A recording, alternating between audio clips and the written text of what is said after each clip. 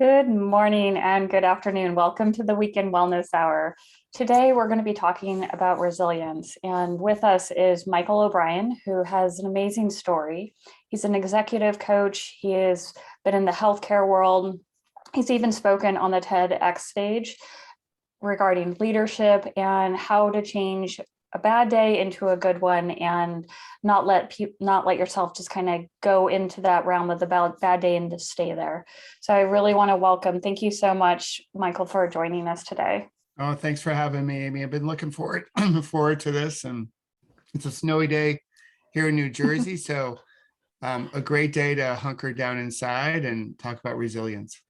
Absolutely. And you really had an eye-opening experience when you were really young. So can you share with us what happened in your early 20s?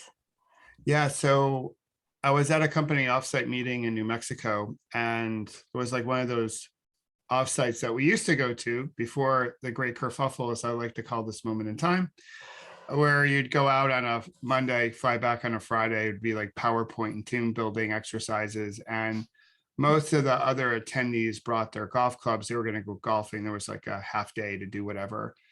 And I was training for a bike race. So I was coming back into bike racing. Our second daughter was about 7 months old at the time. And I was like, I'm going to ride my bike in New Mexico. I'm going to cross New Mexico off the states I've ridden my bike. I have a goal of riding in all 50 states.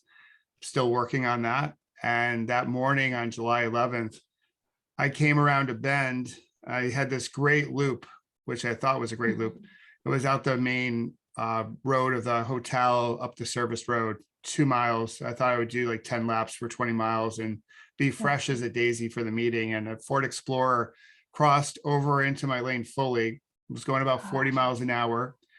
And I had nowhere to go. I couldn't react fast enough. It was, as you can imagine, so surreal. Like, this is not happening. And then everything slowed down. It was like slow motion. I remember the sound of me hitting his grill into the windshield. I still remember to this day the screech of his brakes and the thud I made when I came to the asphalt below. And I got knocked unconscious, as one would imagine. And then when I regained consciousness, I asked the EMTs, really the only question another cyclist can truly appreciate. I was like, how's my bike?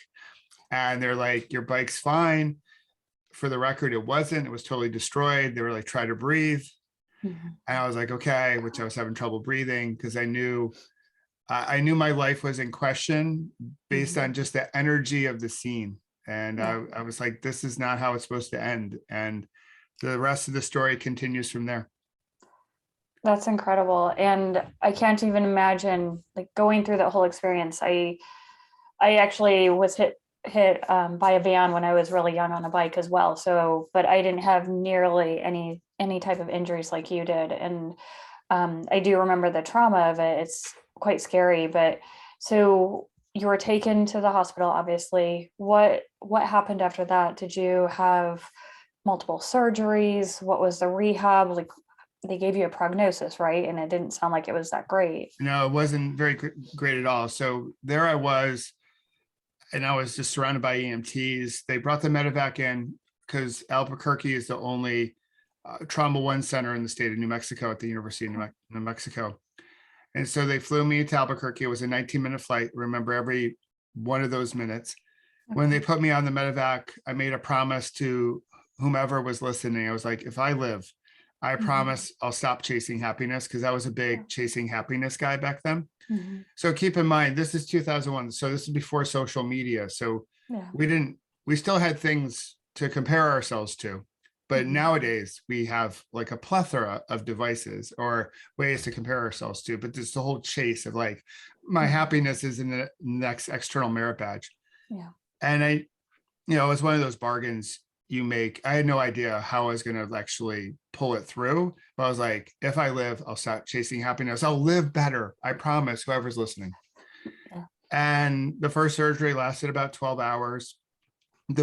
So I broke a whole bunch of everything, but the big injury that made it a life and death situation was when the left femur shattered, it lacerated the femoral artery. So I lost a ton of blood. Doctors have no idea how I survived. They told my wife, if I had been 10 years older or not in shape, I probably would have passed away from blood loss before I got to the hospital. spent 4 days in some change in the ICU, respirator, ventilator, the whole thing. Don't remember Yeah. any of that. Came Yeah. out, they started telling me about the accident. The driver had a revoked license, probably should not have been driving that day. Actually, shouldn't have been, but he Yeah. was. Okay. And they said, listen, with your injuries, you're probably going to have a lot of surgeries in front of you. You're probably not going to walk well ever again. You're probably never going to get back on your bike. And so this whole thing of like, I'm going to stop chasing happiness. Yeah. I couldn't even spell happiness. I went dark pretty quickly because, it was pretty grim. Here I Yeah. was, 33 at the time, two daughters. Elle was 3.5. Elle was 7 months old. And, I went off to a business meeting, and I went off to plenty of business meetings, and I came back from every one. And here I was really trying to fight for my life. When my wife finally came, the vascular surgeon said, hey, listen, your husband's been in a very bad accident. The next 72 hours are going to be critical. We did the best we could. And I was like, whoa, that's sobering. Right. And Yeah. so I went dark pretty quickly. They eventually flew me back east here where I live Mhm. to one hospital because I needed a whole bunch of skin graft operations because of the Okay. extent of the injuries. And then I went to a rehab hospital, and that's where I spent a good chunk of my time learning how to get out of my wheelchair, back on my feet. But yeah, I like to joke that I have one of those super surgery cards. Like if you buy 10 surgeries, you get your 11th for free, like, a submarine sandwich. Mhm. So I've had, too many medical procedures, I think, to count. Yeah. I'm a pro at them. I'm a pro at rehab.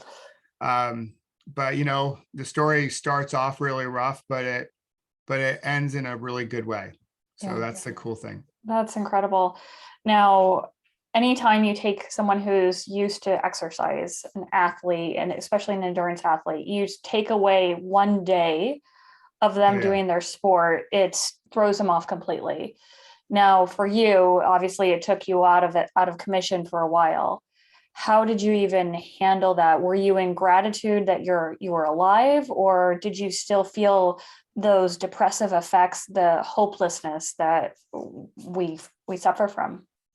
Yeah, I'd like to say that SUV, the Ford Explorer, blew up my whole identity. Like Yeah. it didn't just crash into me, it crashed into my identity. Because my whole life, I sort of like my identity is like I'm an athlete, right? So I Mhm. never really was in love with school. I love to learn, but the way school was, and I'm not alone in this. You talk, a lot of people struggle with school. Mhm. Just making the coursework interesting and engaging. Mhm. But I really saw myself as an athlete. So here I am. I can't move. Yeah. And certainly great examples of para athletes out there, but I couldn't see any of that at the time. I was so in my stuff, in my gunk, all the stuff in my backpack. I was like, well, if I can't be who I was, who will I be? Mhm. And that's a really hard thing. I think we're going through this just as a planet or as a country with COVID and stuff. Like, well, Normal left the building with Elvis back in April 2020. And so what's the new identity for us? And I don't think Mhm. we've really figured it out. And I struggled with that. And so it took me a while. So I had a moment where I unloaded on a mentor, and he said, listen, everything is neutral until you label it. And I was like, huh? He goes, everything's neutral until you label it, all the events in your life. Mhm. And I was like, is that like, what is that? Is that like some like life coaching thing or what? Like, what is like that? I was in no mood, right? Mhm. I Okay. was mad. But on the surface, I was trying to be all happy, right? So Mhm. that was the thing. That was how I played the game. Like I was stressed inside. I was going to be happy on the outside. Mhm. And there are a lot of people like that. And Mhm. I played that role pretty well. And I was like, I just want to be mad. I want to be pissed off that this happened. He said, yeah, you have every right to. But ultimately, like wherever you place your attention is where you're going to go. And which is a page out of cycling, in order to get around a turn, you don't look straight ahead, you look around the turn, right? Your bike will go where you go and vice versa. And so he was just trying to say, listen, there's neutrality in everything. You get to choose your labels. Right now, you're labeling yourself as a victim. And I want to offer up that you can label yourself in another way. and you can rise up, and this can be a shining moment for you.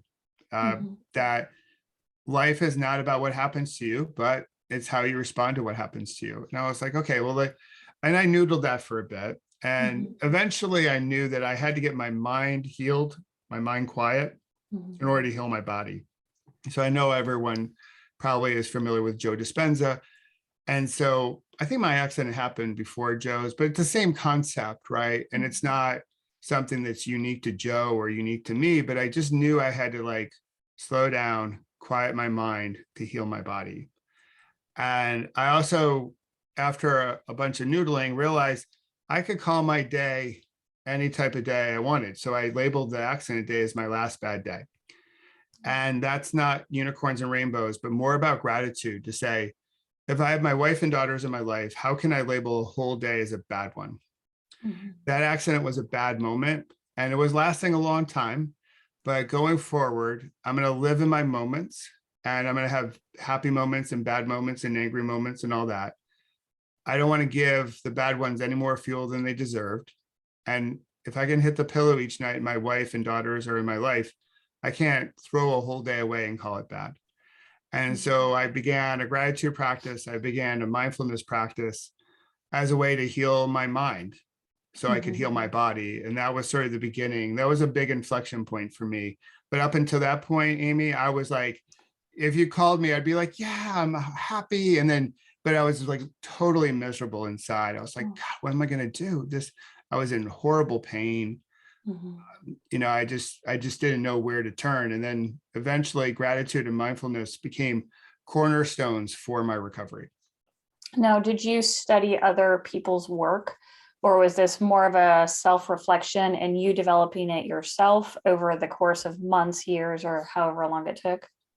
Yeah, I would say like at the time, I thought mindfulness was like a crunchy granola woo thing. Like I was like, I'm not doing it. Keep in mind, I was coming from a business world, and it was a little bit of like the Janet Jackson way of living. Like, what have you done for me lately? Like, it's like, go, go, go, go. Like, Yeah. if you're in sales, it's like, great, you reached your quota for this month. Now it's a new month. And now you're nothing to me until you hit your quota again. Yeah. So that's sort of how I was living. And also, a little bit from sports, there's winners and losers, right? There you play the game and someone wins, someone loses. So mindfulness was like, yeah, I don't like, that's what like people in California do, or people who love grape nuts. And I was like, I'm an East Coaster that like, I'm eating my Wheaties, right? Right. But there was something I was like, I just need to get quiet.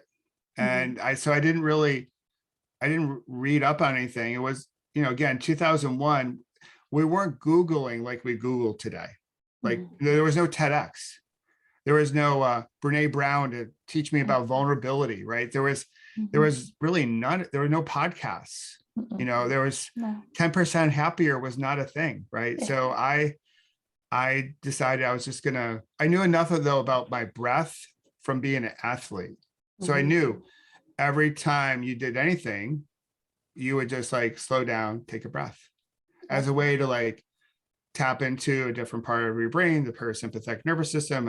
You're an expert in this. And I would just want to slow myself down so I could be really intentional about how I greeted a day. And that's how it began. And it was a simple box breathing process to begin with, like inhale up for 4, hold for 4, down for 4, hold for 4. And I would do that every morning. And then I would do it multiple times during the course of the day. And then I labeled it my PBR breaks, which people laughed at because they thought, well, Pabst Blue Ribbon. And I was like, no. It was like pause, breathe, reflect. But the truth be told is that I had a metric I was measured against at work called PBR, profit before royalty. And I hated that metric. And I was like, oh, that stupid metric. I'm like, I'm going to turn it into, so I took that PBR metric from work, which I didn't really like, and my breathing. And then I just sort of backed into it. And I'm like, hey, these are my pause, breathe, reflect breaks. And I got a chuckle out of the fact that people thought it was like grabbing a Pabst Blue Ribbon. So, and that's how it all began. And I kept it relatively to myself for well over a decade until I left my corporate world to come into coaching. And then I started sharing it more, but then really sharing it as we entered COVID, because it was a moment of resilience for all of us. And we needed to find a way to ground ourselves with our breath to get through what has been a very difficult moment, if not the most difficult moment for at least most people living today. Yeah. And how did you have some kind of coherence with going back into the corporate world after you went through this type of incident, and your mind shift obviously changed? You pulled in some inner work to get you out of this horrible, physical condition. How did you even reconcile going back into a corporate world where there's that shove and that pressure all the time Yeah. to perform? I work with so many people in this world, and it's hard. It's yeah, it was it's currently hard. It was Mhm, hard. So mhm. glad I did it. Yeah. Like in the speaking world, right? There's a old adage, current day, like make your mess your message, right? So it's like, Mhm. so Sure. if now if it happened today, people are like, quit your corporate job and just go out on a speaking circuit and speak. And I was like, okay. And I definitely had like a period of months, because none of this was a light switch. This was step by step, gradual, 3 steps forward, sometimes 4 steps backwards, another 3 steps forward, 2 steps backwards. It was not linear by any means. And I wondered, I spent several months like, what do you do when you almost die and you Yeah. survive it? Like, what am I supposed to do? What's my obligation? Like, do I sell everything and we go to Nepal and go trekking in the Himalayas? And I was like, well, that sounds really cool. Like, people write books about that. But then I was like, I have 2 young daughters and a mortgage. And like, that doesn't sound responsible, because, growing up, you had to be responsible. Mhm. And then I was like, well, maybe I'll quit my corporate job and work for a nonprofit. And I'm like, well, okay, well, I don't know, that's still work. And people who Mhm. work at nonprofits will say nonprofit work is crazier than for-profit work. And then I was like, well, maybe I'll just like, train for something big, like I'll do Ironman. And I was like, Mhm. well, that seems, no offense to any Ironman people out there, I know plenty of my friends. It seems somewhat selfish, right? Because Mhm. Ironman is a huge endeavor, right? Just a lot of time. And here, my wife and my family and like others just poured into me so much to get me to this point, to say, oh Mhm. yeah, by the way, I want to do this whole Ironman thing. I'm going to just be training all the time. I'm going to be training, eating, and sleeping and not interacting with you. And I was like, Mhm. well, I don't know. That doesn't seem right. But the thing is, I did appreciate my work. I just wanted to Mhm. do my work differently. So I made a commitment to go back to work, Okay. but with a new script, if you will, new terms. Mhm. And I had, like, for the first time, values. Like, I was living my life without knowing my values. And I was like, I'm going to show up every day, consistent, honoring my values. And the moment I can't do that, then I'm going to tap out and I'm going to do something else. Because I knew in the ICU, coming out of the ICU, I didn't know at the time because I don't remember anything that happened in the ICU. But I said something in the ICU to my wife that was a seed that needed some watering, that I would eventually get into this type of work. Mhm. So I knew I was going to get here eventually. It was just a question of when, not if. But I went back with like, okay, I'm gonna go back differently. I'm gonna have my mindfulness practice. I'm gonna have my gratitude practice. I'm gonna have all my woo-woo stuff as Mhm. corporate looks at it. But I was really private about it. But every now and again in a talk, I would like weave it in. I'd give a little hints. But I just decided I was gonna live differently. But again, not a light switch. There were moments where I was like, all right, this is good. I got this. I got this whole Mhm. like new way of living down. And then Mhm. there would be moments of time where it was really stressful at work. And like I felt like I reverted back to like pre-accident Michael.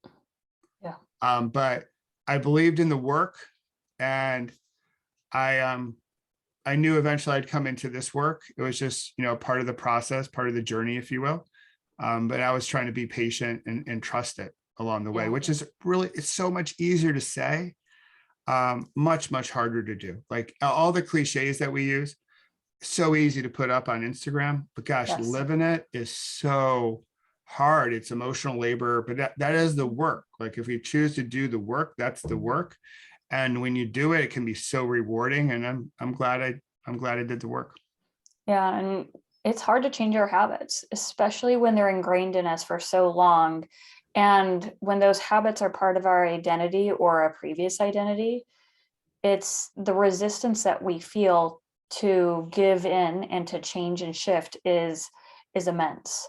Oh Do yeah. you, do you have suggestions when you're working with people how to fight that resistance that we all feel inside? We could go watch TV like you've done every single Yeah. night for the rest of your life, or go switch into, okay, I'm going to go read a book that actually works on me. How do you help people with that? Yeah. My big thing is try to take your first small step. Mhm. And in today's world, that sometimes doesn't seem very sexy because, we want to Right. buy books like I knew you in 90 days. And then Mhm. someone else will be like, oh, that's not edgy enough. I knew you in 45 days. And it's like, I knew you tomorrow, like, and we're looking for those like easy pass hacks and tips. Mhm. My journey, my story is really around awareness, acceptance, and action. And the action has been very small steps daily over time. And Mhm. so the awareness piece of it is okay, let's take a step back. And this is where mindfulness can come in handy is let's open up our aperture to like, what do we see? What particular worldviews or beliefs do we have that might be accelerating us or holding us back? Right. So that was first part of like Mhm. my process, understanding where I had limiting beliefs or that conversation that we have with ourselves that we don't like to talk about, but we all Mhm. have a conversation with ourselves. Mhm. So coming to some type of awareness around that. The acceptance piece is not necessarily liking the situation, but just accepting it as, hey, it's like this. So I spent Mhm. a good part of my recovery in the early part just arguing with reality. And what Yeah. I've learned is that reality, along with Mother Earth and the universe and God, they win 100% of their arguments. So it's like, okay, gotta stop arguing with them and just accept, like, okay, this happened to you. And now Mhm. what's the first step you can take? So it was a little bit of my mindfulness practice. That's how we began. Mhm. But those little steps help us gain momentum. And what I try to do with others is like, okay, let's understand our values. That's part of awareness. Understand our vision. Where do we want to go?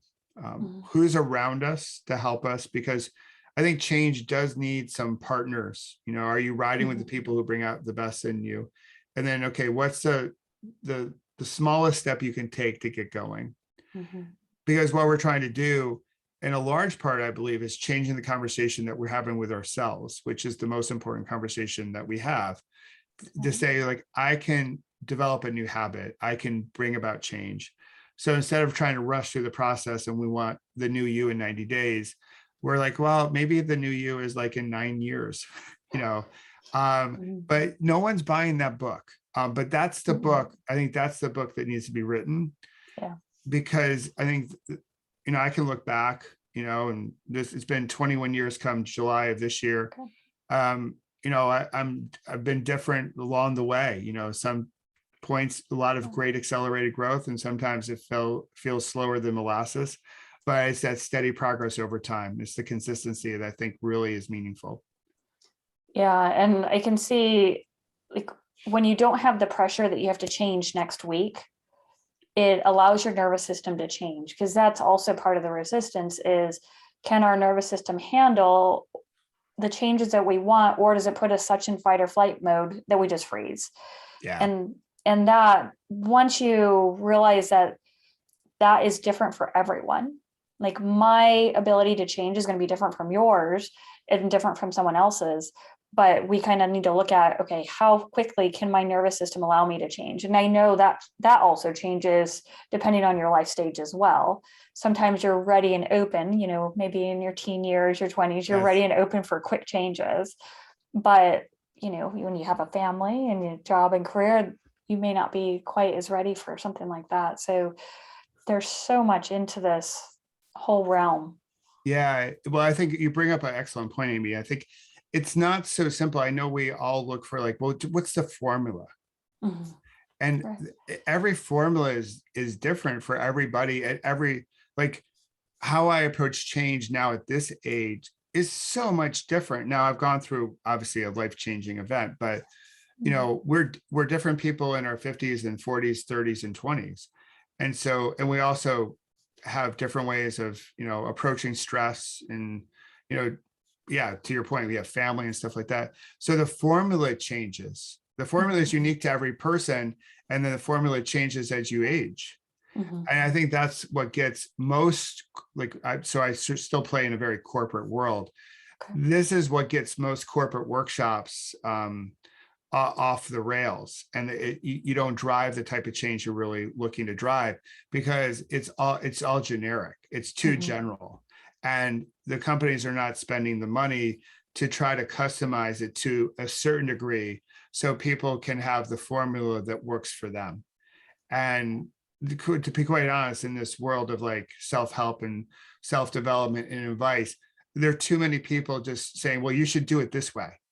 And I'm like, really? Okay. Well, that's your way. Mhm. Like it worked for you, but it may not work for me. I would much rather listen, follow, connect with people to say, let's try to figure out your way. And because that's the way that will have the appropriate amount of stickiness so we can stay with it over time. If I'm adopting some big blue check mark influencer's way, well, it's not mine. It's Yeah. his or hers, and it may not necessarily work for me. Yeah. And completely makes sense. I like how you really try to find out what is needed. Yeah. So, when you're now in the corporate world and you're coaching, are you talking about resilience to help some of these employees kind of get through their day? Because everyone has their own struggles. Yeah. And we have a lot of struggles over the last 2 years. I mean, Yeah. you know, whether we believe in the big quit or the great resignation or the great reassessment, Hmm. and everyone's looking at data like it's true that's happening, it's not true it's happening. The one thing I know is happening is that people are burnt out, Hmm. and the thing is, when all this happened back in March of 2020, everyone flipped the switch, and then we all started working from home for folks that have jobs like that. And that was relatively easy. But what happened is we took our commuting time and we just poured it into more work, more Zooms, more Microsoft Teams. And I don't think we've really done enough of the inner work to really say, like, well, how do we want to be as we come out of this? Like, what do we want work to be? What do we want our lives to be? We're working more than ever. And Hmm. it's just sort of feeding this like go, go, go, go, go. So, as a way to talk about resilience, I do talk more and more about mindfulness. And I think that was something that I wasn't talking a lot about as I started my coaching career. But really, since 2020, I've started talking about it more and really trying to bring mindfulness into the corporate environment to help leaders, help all employees expand their awareness, sharpen their focus, and approach change with some level of calm. To Yeah. this day, I still have like a lot of corporate leaders like, that seems like a little soft. It's a little soft. We need something harder. And I'm like, what do you need? Like a hammer? Like, would you like, is that because the hammer thing that you all been doing Yeah. hasn't been working well enough for everyone. Like the fact that there's a lot of disengagement and maybe a lot of resignation, I think proves that, work wasn't working. The old way wasn't working. Hmm. And so we need a different way. We need a different path. And what I try to share with them is like, listen, mindfulness will help every employee open up their awareness, sharpen their focus, which will help with productivity, and approach change with a little bit more equanimity, calm, peace. And those three things are excellent for every business. And you don't have to get all spiritual. It can just be simple, like breath work. And that's what I Hmm. tried to make pause, breathe, reflect into. It's just simple, inviting. You can always come back to your breath. It's always here. It's always on your Swiss Army knife. I talk about that as opposed to a toolbox, because no one's carrying around a toolbox. It's too heavy. So Yeah. it's like the Swiss Army knife, and your breath is always there to help you, um, you know, get to a state of calm so you can be thoughtful and intentional, and we can connect better, and we can put out work that matters, that can change lives, that can ripple something worth rippling. That's great. So your program, Pause, Breathe, Reflect, is it something that you develop depending on the person, or is it a standard? You do this 5 minutes in the morning, 5 minutes in the evening. What does that program look like? Yeah, so I do sort of like hook people with like, it's only 5 minutes. Okay. So, but admittedly, I sort of lie a bit because some of the meditations last longer. So Mhm. pause, breathe, reflect really is about, every leader out there, every person, you have 5 minutes. And a lot of people do have a meditation practice, although not a majority of people. So Mhm. for the people that have a meditation practice, they might do 10 minutes, say with a Calm app or by themselves, or 20 minutes. Pause, breathe, reflect really helps them take their meditation practice in the morning off their cushion and weave it into their day. Because I'm sure I know people that, oh, I'm a big meditator. They do 20 minutes, a half an hour in the morning. And then throughout the day, they're sort of like stress puppies. Mhm. So we try to give them like snacks throughout the day to Uh-huh. like remember to come back to your breath, remember to come back to your breath. Pause, breathe, reflect, though, also is about your connection to body. So there's a lot of body scanning. There's also a lot of loving kindness meditation or meta Okay. meditation. Those last longer than 5 minutes. But what I'm hoping PBR can do for people is to invite them into their body, a different relationship with their mind, body, and heart. So they can ripple the kind of things that I think we need more of in the world, like love and Mhm. kindness. Ultimately, I believe that we can solve many problems of today if we slow down a bit, Mhm. not stop, but just slow down a bit so we can hear, see, and love each other more. I think if we just did more of that, we would have a better world. So PBR on Clubhouse is like 5 minute breaks, Mhm. but I have a variety of different meditations that last a little bit longer. But like, yeah, I do try to trick people. Like it's only 5 minutes, and then once you're in it, like, you know, and then I was like, look at you did it for 10 minutes. Look at that, like, Yeah. and many people go on to meditating a lot longer. But I'm trying to cater to the person that's very active and Mhm. they don't believe they have 20 minutes. Right. Um, I just going back to small steps. Like if you don't have 5 minutes, you have one. Let's start with Mhm. 1 minute, like 1 minute before each one of your Zooms during the day. Just slow your breath down, come back to your breath so you can show up and be intentional and make the connection you want to make. And then Yeah. maybe that 1 minute stretches to 5 minutes over time. Yeah. And it's very common in, in endurance sports. You just sometimes you don't feel like getting out and you're like, okay, I'll just go out for 1 mile or one loop around the block on my bike. And, it ends up being more. So And then you're riding like 25 miles. It's just like, yes. or when it gets really heavy in a race, really hard, like the Mhm. technique I learned way back when I was younger is Mhm. like count to 10, Michael. Yeah. Like you're like riding, you're breathing heavy, you're like, you just want to tap out of the race and you don't think you can manage it. It's like count to 10. Mhm. And you get there and then you're okay. And you're still hurting, you count to 10 again. And Yeah. after a while, it's like, okay, you've caught your breath, the pace has slowed down a bit, you find the rhythm of the race. But yeah, there's so much that can be done, as you know, Amy, with our breath to help us stay in the game, Mhm. but also be in the moment. So Mhm. we're really aware of how we're competing or how we're working or how we're living. Yeah, absolutely. So now, as you continue on your healing journey, I know you recently had a knee replacement, and I assume Yes, that was stemming from the accident and some of the sequela from that. So, absolutely. Yeah. how's that going for you? So going smashingly well. So Yeah. yeah, the knee replacement is uh, totally from the initial trauma. In fact, Mhm. they told me 5 years after this, so this is back in 2001, in about 5 years, Michael, both knees will have to be replaced. And I was like, oh, great, that's super. Because then I was looking at knee replacements before I was 40. Wow. And so the good news is my right knee is doing well. A lot of it is by how I've treated my body and hopefully healthy living and a proper diet and all that good stuff like that. The left one, though, that was the leg that was really badly damaged. And that's where the femoral artery was severed. Yeah. That just they had a lot of gunk in it. Like a Okay. lot was going on. And I had too much bone on bone, but also the leg was bowing a bit. And they, we basically made a conclusion that the bowing was gradually increasing over time. So let's do it now. So we did it last year. Okay. I'm 6 months post-op as we speak, Mhm. and it's going really well. What's remarkable is that during the surgery or before the surgery, they put me under anesthesia and then they flex and bend your knee. And they want Right. to take measurements of before and after.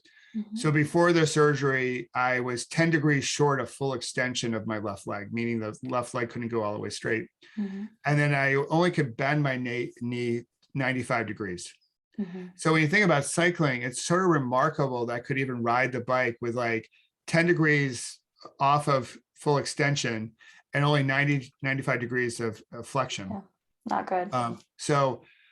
So with that extension problem, my left leg always acted shorter than my right.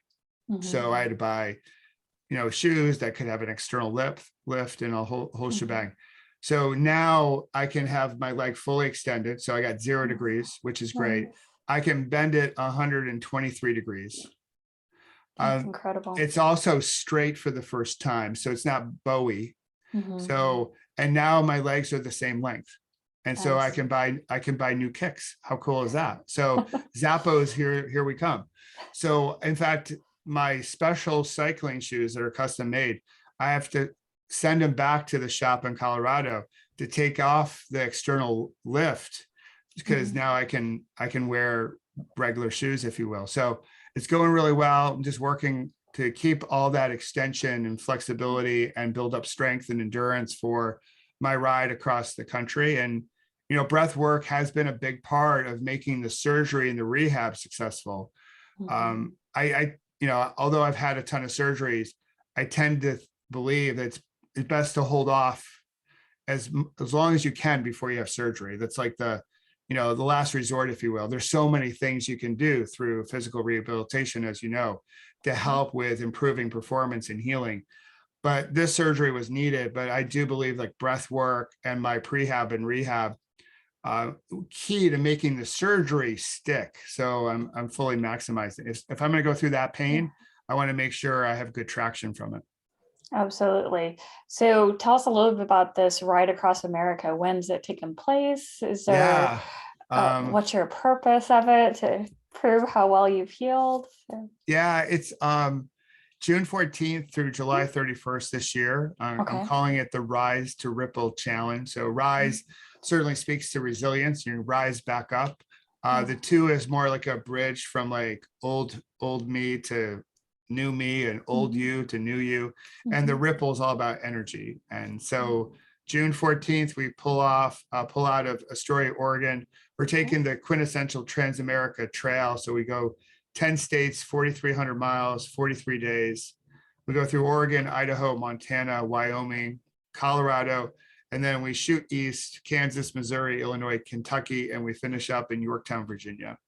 Wow. And the ride really is, one, it's a celebration of the last 21 years, a little celebration maybe of my total knee replacement, but mainly it's a huge gratitude ripple of like thanking all the people that really have shaped me, because I did not do this alone. A lot of people like, oh, I'm self-made. I'm like, no, you're not. Like we all need help. And I'm only here today because so many people came to our aid, people who were close to us, this remain close, strangers, and everyone in between.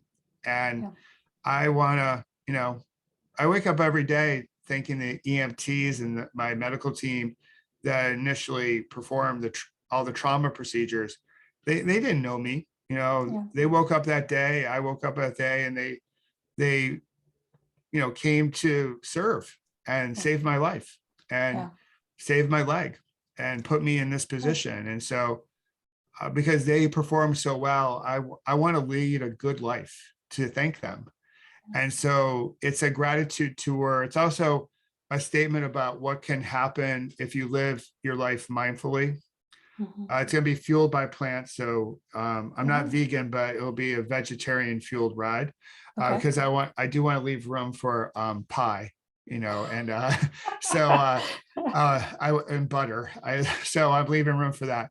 But it's really like a celebratory ride, and I hope to connect with a lot of people. Hopefully COVID will allow us to do that, and hopefully inspire people along the way to adopt a gratitude and mindfulness practice, but also step into this wonderful gift that we have called life and make sure that they're, riding with the people who bring out the best in them. And when you think about the summer, what will come up here in the States, there'll be the midterm elections, the Olympics will be over, and I think there'll be a lot of brouhaha, like a lot of that not so great energy. And what I'm hoping to offer is something positive that people can tune into and follow along, and hopefully be uplifted along the way, and see themselves in my story, and realize that they can also do something hard. Yeah, that's amazing. I'm very excited to hear about it and hopefully cheer you along on the way as well. So Yeah, keep in touch and definitely let me know. will do. So how can people reach you if they want to shout out to you? So, well, one cool thing that I'm doing for people that want to follow the ride, if they send me a text Okay. to 503-847-5957, and they Okay. can just say hi or whatever. I'm sending out daily text messages of inspiration, and it's going to be a really cool way for me to show them the ride. Like, we can text photos and of like Yellowstone or the Rockies or stuff like that. So that's a really great way for people to get in contact with me. And then they can also find me just at either pausebreathereflect.com or michaelobrienshift.com. But I'd say sending me a text to 503 487-5957 is a great way to stay connected. And yeah, I want to show people America. Like I'm riding through states I've never been through before. And I just really hope to inspire some people, because so many people have come to my aid, have inspired me. And I really just want to pay them back. I just want to return the favor. So yeah, that's a great way to honor everyone who's helped you on your way. So, well, thank you so much for joining us today. Really appreciate you sharing your story and talking about resilience and mindset. Obviously, it's done wonders for your life. So thank you for taking the time. No problem. I mean, thanks for having me on. I'm so glad that we found each other, and just love the work that you're doing, and continue doing that. And yeah, as I ride through Colorado, I hope we can meet in person. Absolutely. And thank you all for joining us today. Have a great weekend. We'll see you again next week. Take care now. Bye.